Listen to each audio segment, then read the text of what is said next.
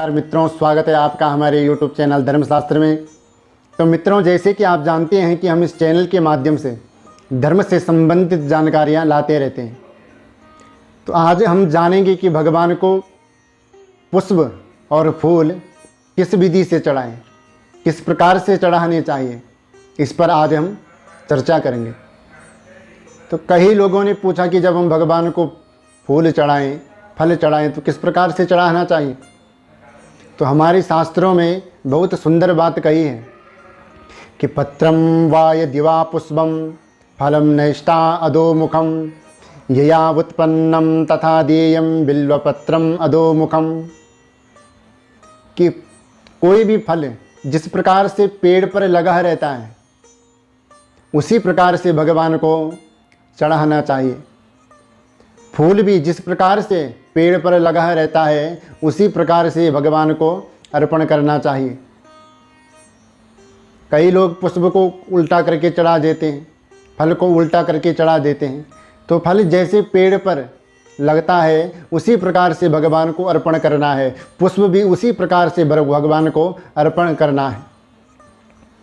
कि कहा गया है दूर्वाह स्वभिमुखाग्राह स्योर्बिल्वपत्र अधोमुखम।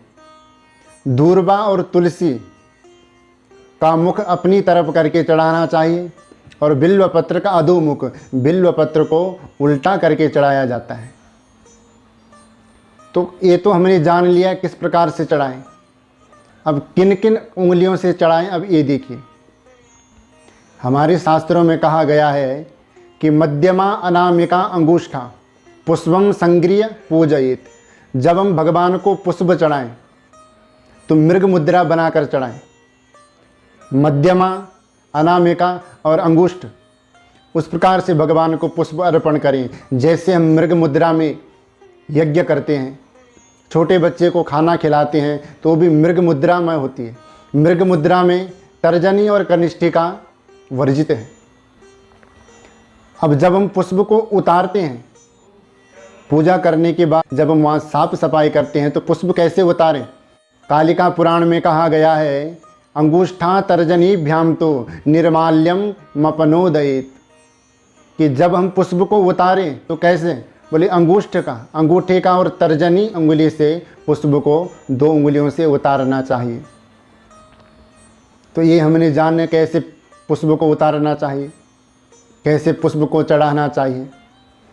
पर जब हम पेड़ से पुष्प को तोड़ते हैं तो बिना मंत्र के नहीं तोड़ना चाहिए।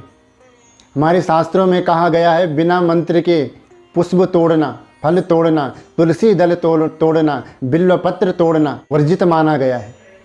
क्योंकि बिना मंत्र के नहीं तोड़ने चाहिए, मंत्र बोलकर तोड़ने चाहिए।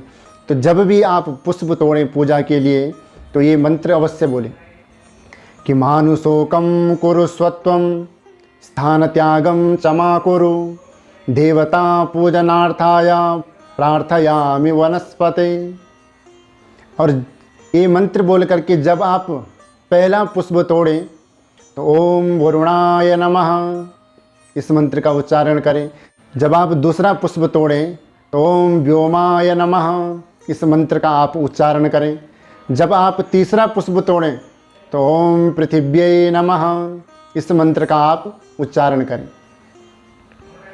तो पुष्प बिना मंत्र के नहीं तोड़ना चाहिए। पुष्प के भी गुण हैं। पुष्प के 5 गुण हैं। कौन कौन से? पहला गुण है कोमलता। कितनी कोमलता रहती है पुष्प में, इसीलिए हमने भी पुष्प के जैसे अपने जीवन को कोमल बनाना है। दूसरा है पुष्प ऊर्ध्व प्रकृति का है, ऊर्ध्वमुखी है, ऊपर की ओर उगता है। इसीलिए हमने भी कभी अहंकार नहीं करना है, अपने ज्ञान पर कभी घमंड नहीं करना है, बड़े का सम्मान करना है। तीसरा है पुष्प की आयु कम होती है। अगर पेड़ से हमने तोड़ दिया तो मुरझा जाता है। इसीलिए हमें भी देखना चाहिए कि हमारा भी कोई भरोसा नहीं है। ये जीवन एक काल चक्र है। आज हम क्या कर रहे हैं, कल हम क्या करेंगे, ये हमें पता नहीं है। तो इसीलिए सबसे प्रेम भाव से रहना चाहिए। चौथा है पुष्प का गुण महकना। हर समय महकता रहता है। कितनी सुंदर खुशबू आती है पुष्प से। तो इसलिए हमें भी अपने ज्ञानवान से महकना चाहिए। ज्ञान ऐसा हो जो दूसरे को सद्मार्ग की ओर ले जाए। 5वां गुण है आनंद। पुष्प हर समय आनंद में रहता है। उसे ये पता नहीं है कि कल मुझे किसी की अर्थी के ऊपर चढ़ना है या भगवान नारायण के चरणों में चढ़ना है। इसलिए हर समय आनंद में रहो। ना किसी से बैर करो, ना किसी से कोई दुश्मनी करो, ना किसी से लड़ाई झगड़ा करो। आनंद से रहो पुष्प की तरह। तो इस प्रकार से भगवान को प्रेम से पुष्प चढ़ाओ। भगवान नारायण को तो श्रृंगार सबसे प्रिय है कि अलंकारः प्रियो विष्णु।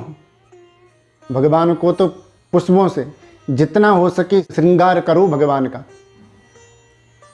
इसलिए आज के लिए इतना ही। मुझे उम्मीद है कि हमारे द्वारा दी गई जानकारी आपको ज़रूर पसंद आई होगी।